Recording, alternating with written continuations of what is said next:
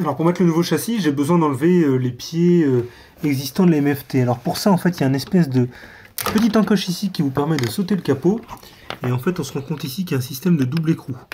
Donc il faut d'abord pouvoir enlever cet écrou-là qui a un joint, on va dire en nylon à l'intérieur, pour pouvoir enlever l'ensemble. Alors j'ai positionné les pieds là à blanc, et là maintenant ce qui m'intéresse de faire, c'est venir faire une petite entaille pour ce petit crochet là, parce que je voudrais que le bois vienne embuter ici contre cette partie métallique.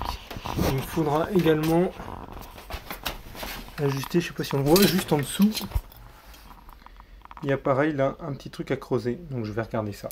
Alors vu que la MFT va s'emboîter par le dessus, ce que j'ai fait c'est que j'ai tracé l'arrondi correspondant à cette partie là sur mon pied, et je vais venir tailler ça sur la hauteur complète par rapport ici. Pareil, le but de ce pied, c'est qu'il soit évolutif dans le futur pour potentiellement me servir pour un autre plateau, où j'aurai à faire de toute façon un ténon pour enficher le plateau dessus, donc c'est pas grave d'enlever une petite partie de bois là-dessus. Pour mes découpes ici, j'ai pris une lame plutôt de dents fines, et je viens faire les entailles le long de mon tracé, à l'intérieur de mes traits.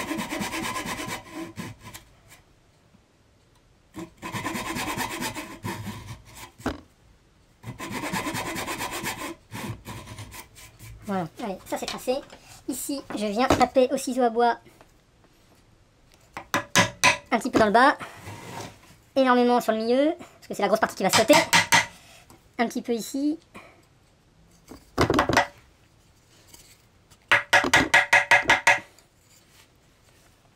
Et puis on va faire aussi un petit trait le long de la ligne. Alors ici je peux le faire simplement en le traçant comme ça. Ça suffira bien. De me servir finalement de mon ciseau à bois comme un tranché. Voilà. Alors, petit ciseau à bois numéro 4. Petit ciseau numéro 4, voilà, pour cette partie-là. Donc simplement, j'ai juste à venir faire sauter comme ça petit à petit. Alors ça va mieux dans ce sens-là par rapport aux fibres. Et après, c'est à moi, avec l'inclinaison de mon ciseau à bois, de venir faire une forme un petit peu arrondie dedans. Parce que finalement, ce qui rentre, c'est un peu des arcs de cercle. Donc il faut, voilà. Donc en voilà un qui est nickel, le deuxième. J'enlève le plus gros d'abord comme ça. Et là ça se fait vraiment tout seul. Hein. Quand vous avez les ciseaux bien aiguisés, vous avez juste à venir comme ça entailler. Et bien créer la forme arrondie à l'intérieur. Voilà.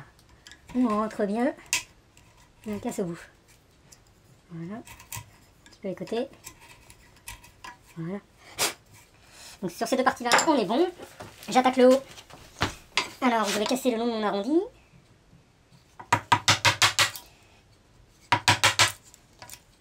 Finalement on vient créer juste toutes des tangentes là par rapport à mon arc de cercle.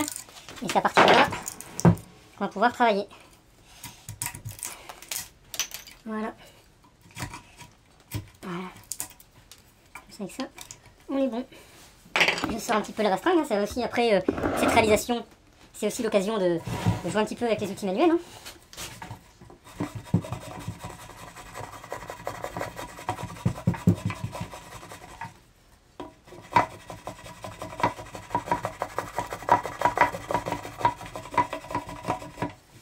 Bien sûr, comme je ne peux pas redescendre jusqu'en bas, je finis ici au ciseau à bois.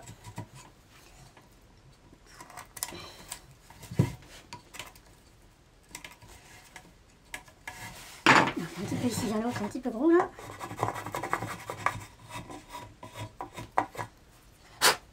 Et voilà, impeccable, allez, il n'y a plus qu'à tester. Et voilà, après quelques ajustements, les deux pieds sont bons, je les ai plaqués avec des serre-joints.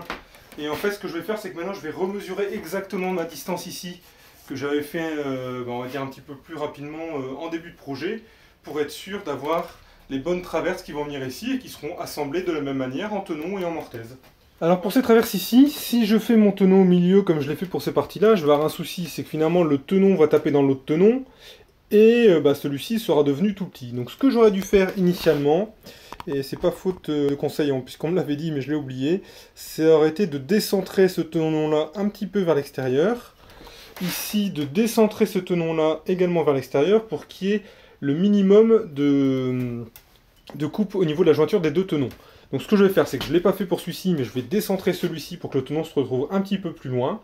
Et ce que je ferai, c'est que sur, alors j'ai pas le terme technique exact, mais sur une partie du tenon, je vais venir le couper à peu près à moitié. Comme ça, on aura finalement un tenon ici en forme de L, et puis moi mon tenon qui va arriver ici, qui sera en forme de L dans l'autre sens. Et du coup, ça évitera voilà, de défoncer un petit peu trop les tenons au passage. Pour le réglage de la scie, c'est comme tout à l'heure, hein, une petite cale ici, parce que quand je suis ici, j'ai pas envie d'être coincé contre mon rail. Donc du coup là je suis libre au moins par rapport à ça et comme ça je peux avancer, je peux reculer. Donc cette petite cale au début, et cette cale est faite aussi pour pouvoir me positionner le cran de départ. On voit ici, alors je vais essayer d'avancer un petit peu, que voilà, ma lame arrive vraiment juste au niveau de mon trait et que ma première coupe va être nickel pour mon tenon. Sachant que voilà, cette longueur de tenon correspond à la largeur de ce poteau. Alors j'avais évoqué le fait de décentrer le tenon, donc on voit ici que ma hauteur de lame ne remonte plus ici jusqu'à ma première planche, mais à la moitié de la première. Du coup il faudra faire attention, c'est que le deuxième tenon, lui, va devoir venir couper jusqu'ici quand on fera un retournement. Donc je vais d'abord faire tous les tenons de ce côté-là, et puis après on fera de l'autre côté.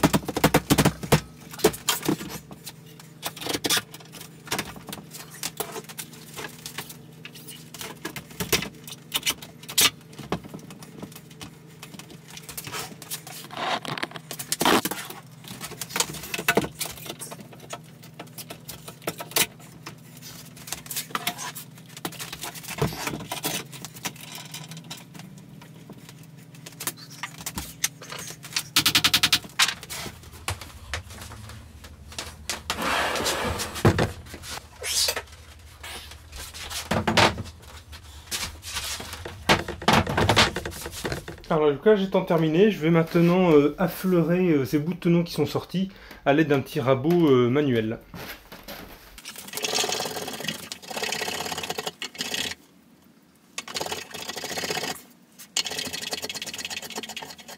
Maintenant que ça c'est fait, on va pouvoir passer un petit coup à la ponceuse pour finir ça nickel.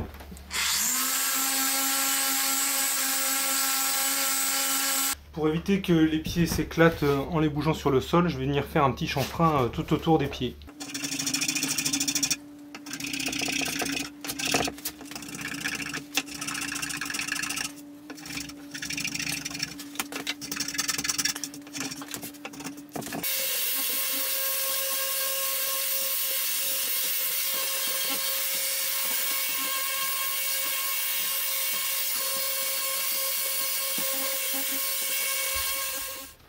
Bon, eh bien ça y est, la structure est maintenant toute poncée, rabotée, nickel.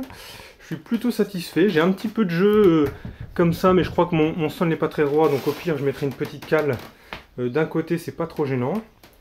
En tout cas, c'est plutôt massif hein, à soulever. Donc en plus avec le poids du plateau et de l'étau, ça fera quelque chose de bien sympathique.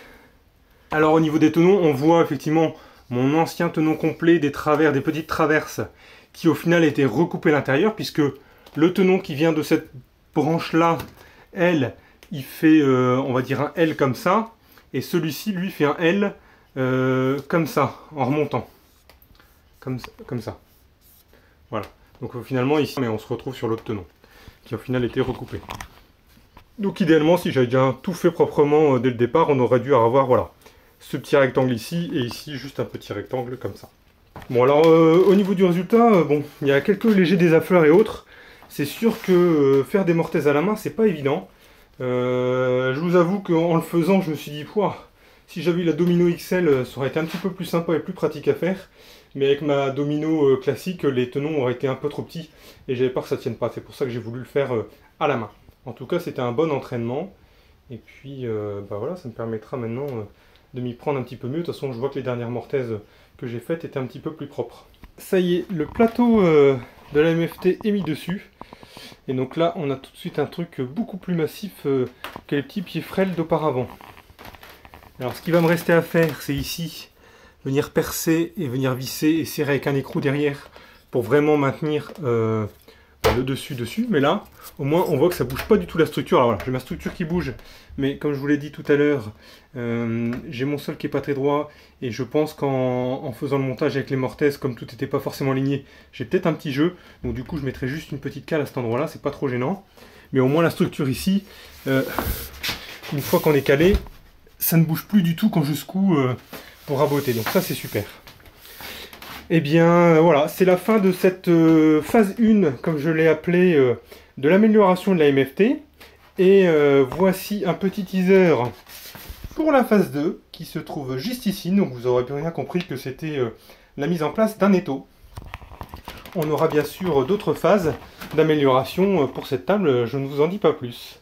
Alors j'espère que cette petite vidéo vous a plu. En tout cas, moi je suis bien content du résultat. Au niveau stabilité, il n'y a pas photo. Ce que je regrette peut-être un petit peu, c'est les mortaises à la main, c'est un petit peu compliqué. Du coup, pour avoir des ajustements nickel, c'est un petit peu compliqué. Donc il vaut mieux bien s'entraîner avant, ou si vous avez une mortaiseuse, c'est quand même plus pratique. Voire même si vous avez la Domino XL, je pense que ce serait le top, en mettant 4 énormes dominos au niveau de chaque assemblage. Bon, en tout cas, le résultat est là, ça fonctionne bien. Moi, je suis bien content de cette première phase de l'amélioration de cette MFT. Et puis, vous allez voir, comme je vous l'ai dit tout à l'heure, qu'il y a pas mal de choses en préparation pour la suite. Alors, si cette vidéo vous a plu ou vous a déplu, n'hésitez pas à me mettre un petit commentaire, en tout cas, pour me dire ce que vous appréciez ou ce que vous n'avez pas aimé, ce qui me permettra de m'améliorer pour les prochaines vidéos. Allez, et n'oubliez pas de vous abonner à la chaîne si ce n'est pas encore fait. Ciao!